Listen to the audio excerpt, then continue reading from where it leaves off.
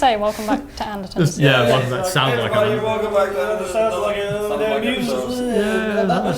a Muse. Yeah. We can do one of these. Hello, welcome back to Andertons. Hello, welcome back to Andertons. This is Sounds Like, and today we are attempting to do Muse on a budget. Ooh. Should be very amusing. You'll be doing Mr. Chris Wolstenholme. His last name is unpronounceable. If he's watching this, we apologise in advance. And I'll be doing Mr. Matt Bellamy. This is going to be a challenge, so this is going to be difficult. So, guitar-wise, Matt uses Manson. I can't afford a Manson, they're way too expensive. So, I'm going to use this. This is hooked. See, now I've been hooked.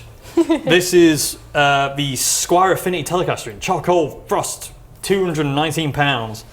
The idea is I need something with dual humbuckers really, and also I can do the toggle switching off and on thing with this guitar, which Matt does occasionally. So it kind of looks a bit like the DeLorean guitar. It's silvery. So yeah, guitar sorted. Over to you for bass. So bass-wise, Chris uses status graphite basses with fancy LEDs in them, and I'm thinking what will do the job. Yes. If you want to use all the budget, we can just have the LEDs, and that is Muse done. Well, we need pyrotechnics and big screens. Ah, of course. Drones. That'll do. Oranges in cemeteries. So yes, I'm thinking what will do the job for that is the East Coast MB4, and I know there's one in there. But there's a bass player in there that we've been bugging all day. So I'm just going to go grab it out sneakily and try not to disturb him.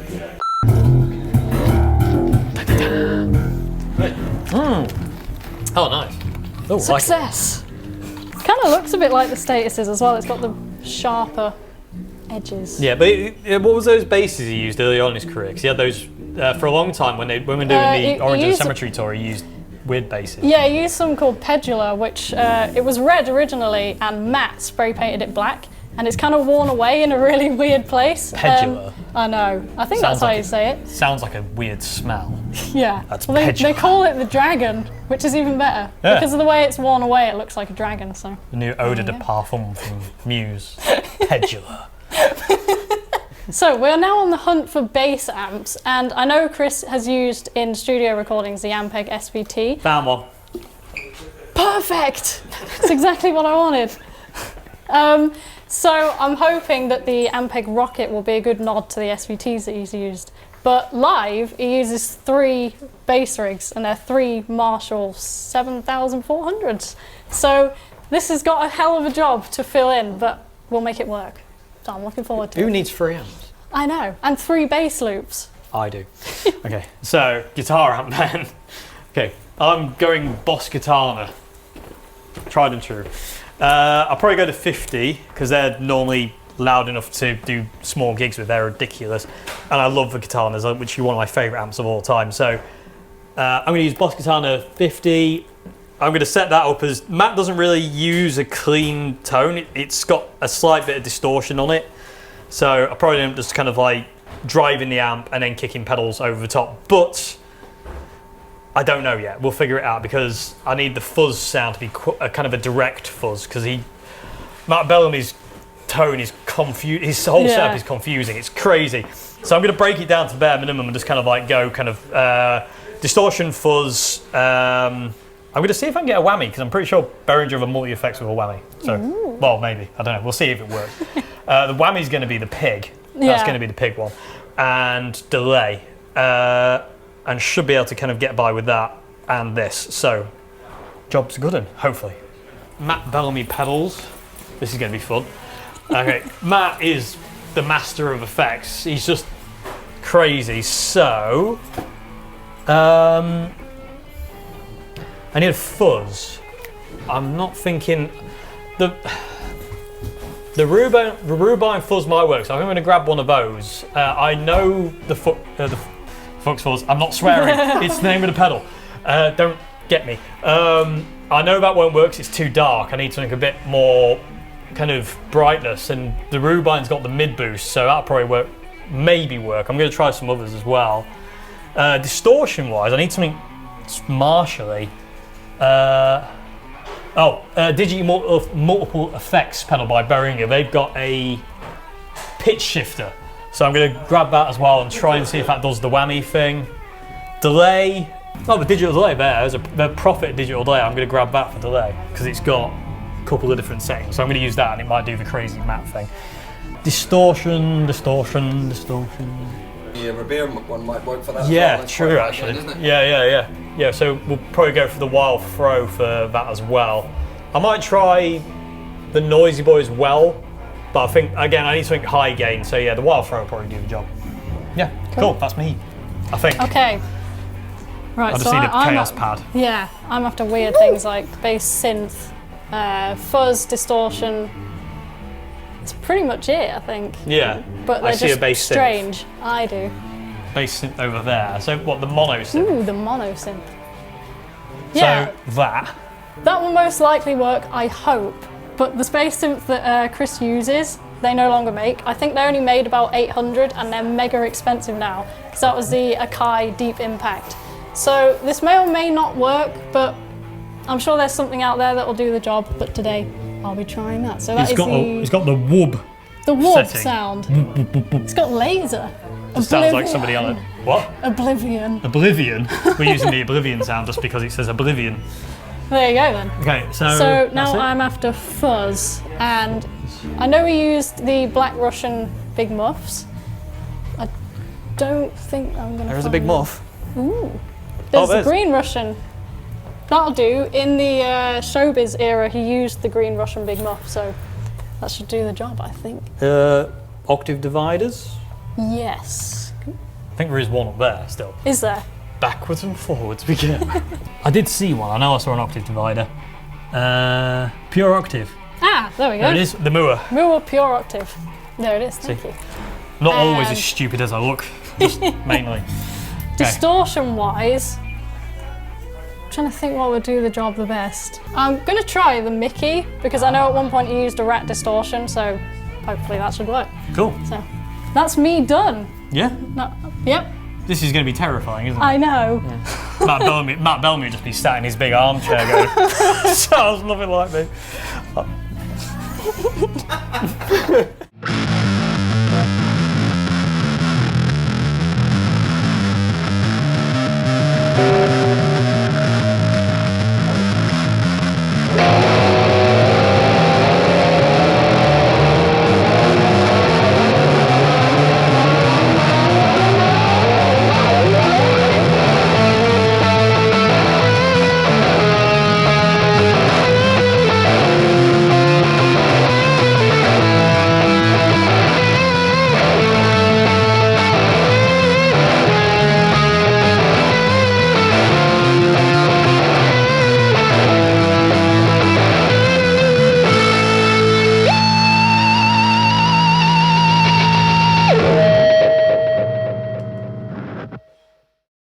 Welcome back to the video room. Before we go even further, please like and subscribe if you enjoyed this video. So, hopefully, we have successfully become Muse and we're exhausted. This was not. Whose idea was this? Was this mine or yours? It was mine. Okay, so I had a couple of breakdowns during this. I think you've had a couple as well. Yep. We've just got back Mainly from the over this. asylum, mainly because of the mono synth pedal, but it sounds great, but it's absolutely in a world of its own. So, Miss Cici, please tell us what you use. Yes, so I'm using the Electro-Harmonix bass mono synth, which for some reason has a mind of its own, and every time I turn it off and on again, it sounds different, and I don't know why. Please demonstrate. This is the pedal that's driven.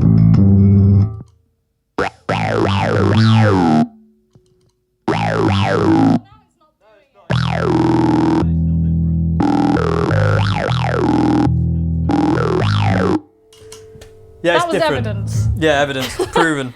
It's yes. sentient. And I was going to go with the green Russian Big Muff, but in the end I went with the Matcha Cream Tone City for the fuzz.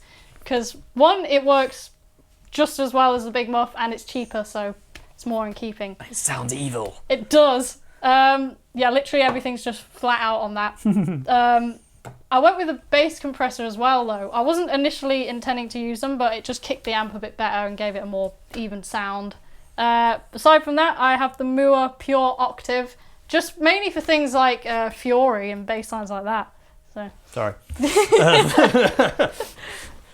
Yeah. That's pretty much it. Yes, I have the Ampeg Rocket RB108.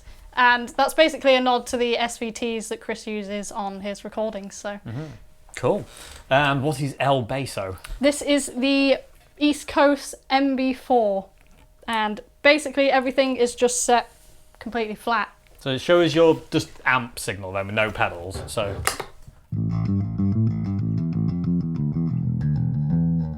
And then when you add in the compression. And then fuzz. And then you have this mad thing that is going to do something.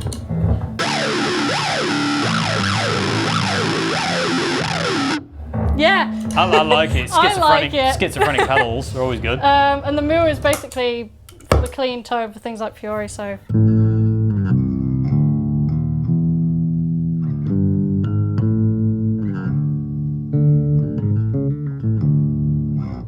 And that's pretty much it. Cool. Awesome.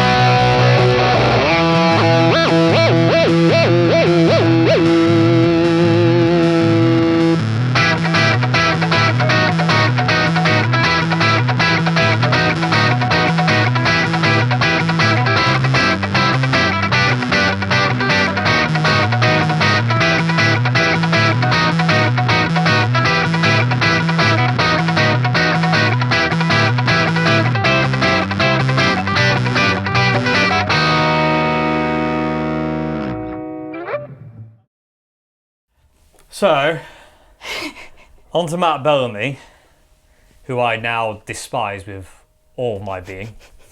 I still love you, Matt, but my God, man. Okay, so I've got quite a lot of pedals here. So I'm going to start with the guitar first. This is a Squier Telecaster. We've got two humbuckers.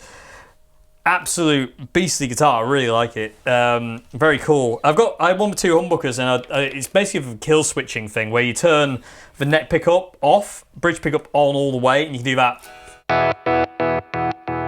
like thing, which kind of comes to Tom Morello, but Matt did it a bit. And this is the basic kind of clean. I'm using a Boss Guitarna 50.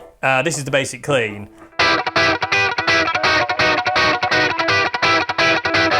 It's like a very scratchy clean tone, which Matt has. It's never really clean. You know, it's very, very kind of scratchy. I've got a little bit of reverb as well on the Guitarna. Just like that. I'm actually using the crunch channel on the Guitarna there. So we'll start here with the Prophet delay, and the delay I was using for Hysteria, for the. And it's also really cool for songs like Sunburn. When Matt played it on the guitar, he used the delay. Does that?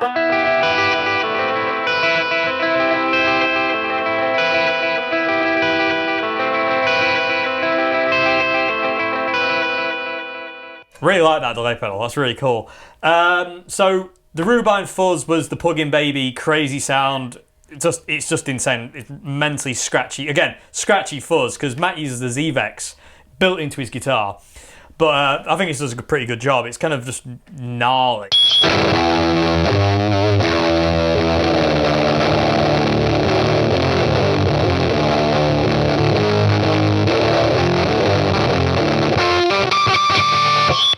It's just evil, and basically I've got everything turned up to 10, because that's the only thing there is for a fuzz. If you're turning anything down on a fuzz, it's not right. It's everything on 10.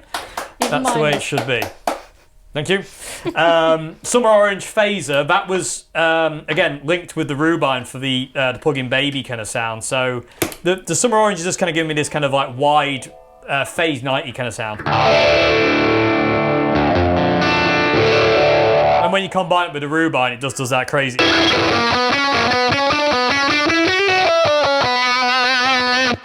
Which is just awesome. And the Noisy Boy was basically for Matt's distortion tones, because he has a fuzz and a distortion tone. It's probably like, I know he uses so much stuff, Matt does. He's got Diesels and Marshalls and Voxes and Kempers, and seen him with Matchless, and there's Dickinson amps and everything. Matt has used everything. But I think the Noisy Boy gets a pretty good approximation of kind of like the newborn kind of tone. And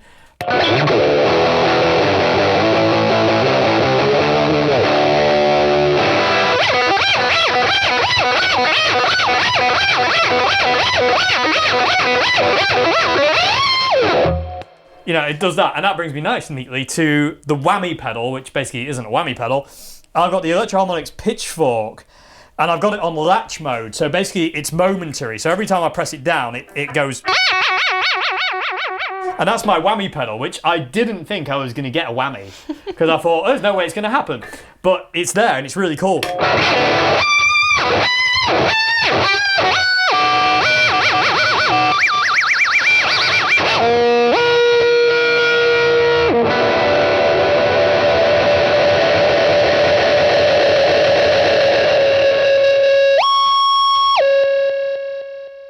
And it does fun things. It is like they're in the room. It literally is like Matt Bellamy sat here. I should mention as well on the bass monosynth, before I forget, it's on the twin setting. Not that it particularly seems to matter. Every setting does something crazy. What do you want today? I would like this. No. You're going to do what I tell you to do. Only if you turn me on exactly Yes. 5.5 times. So, let's talk prices. Yes. What I about should you? talk amp settings as well. Oh yeah, talk amp quickly. settings first. Go on. So, everything is, bass is at 12 o'clock, mid-range is at 2 o'clock, and treble is 12 o'clock. So, pretty straightforward. Cool. Easy peasy. My amp, I had it set to the crunch mode. I have gain all the way up, I think. Yeah, gain all the way up. Oh no, sorry. Gain is at 9 o'clock. Volume is all the way up. I can't see the dials. Bass is at 9 o'clock. Mids are at 9 o'clock. Trebles at 8 o'clock. I've got the reverb at 10 o'clock, and that's it basically. So again, very straightforward. Kind of scratchy clean tone. I forgot I was in drop D, so that sounded great. Matt, Muse. Every time somebody says Muse now, I'm going to start doing that kind of like. Yeah, you used to have a perfectly good eye. I did. So anyway, prices. So Yes, do you want time to go for first? me. Yes, let me look them up, because Yes. I can't remember all of this. I can't remember any of mine. So the East Coast MB4 is 149, the Ampeg Rocket is 139, and the Moore Pure Octave is 55. Bass Monosynth is 109. The Matcha Cream is 44.99, and the bass compressor is 179. Price pops up now. It's that price. Yeah. But the bass comp wasn't exactly necessary, was it? No. It was because the amp was quiet. It had Yeah. to be kicked. So Yeah, if you had a bigger amp, that wouldn't be necessary anyway, so it's kind of neither here nor there. indeedy. And for this price, you too can have a mental breakdown. Anyway. I think that came to about £664 or something like that. And a commitment. Yes, and a mental breakdown. Yeah, cool, awesome. So mine, the guitar was $219, amp is $250. The profit was £36. Rubine and the Noisy Boy were £60 each. Summer Orange was $40, and Pitchfork was $150. So all in all, it came to like just above 800, give or take, 800 quid. So that's really cool. And now I need a frontal lobe lobotomy, because I don't think I can function in there. I can't go back out there. So yeah, literally just chaos. Anyway. Yep. Yes. Yes, so hope you enjoyed the video. Can we go to bed now? Yes. We will see you in bed. I hope not. Oh, God. It's all gone a bit wrong now, hasn't it? Goodbye. See you later. Thanks so much for watching. Like and subscribe.